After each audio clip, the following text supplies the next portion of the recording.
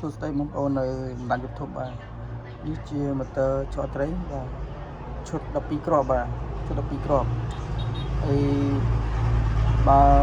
បងប្អូនត្រូវការអាចទៅបានបាទហើយលេខទូរស័ព្ទដាក់នោះបាទលេខ Telegram ខ្ញុំណាលេខសាក់ខ្ញុំលេខ Telegram ខ្ញុំបាទ12គ្រាប់បាទខ្ញុំរៀបឲ្យបងខាងកំពង់សោមបាទ12គ្រាប់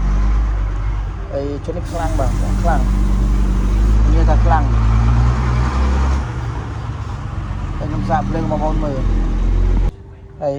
ពូលនេះមកគ្រាប់100វ៉ាត់បាទអញ្ចឹងវា3គ្រាប់300វ៉ាត់បាទតែមើលភ្លើងវិញបងភ្លើងវិញបងមើលភ្លើងវា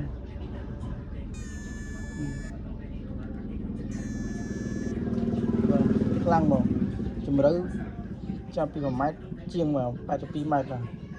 បើតែភ្លើងហ្នឹងបាទភ្លើងវាមកគ្រាប់នេះ100វ៉ាត់ទាំង3គ្រាប់300វ៉ាត់ហ្នឹងហើយហើយវាឲ្យបងខាងកំពង់សោមបាទហ្នឹងហើយភ្លើងវាបងហ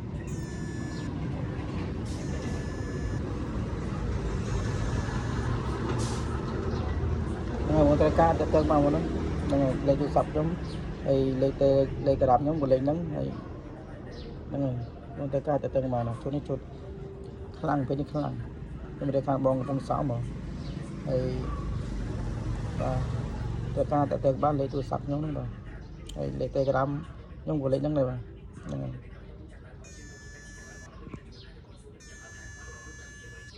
ភ្លើងបាទខ្លាំងបាទ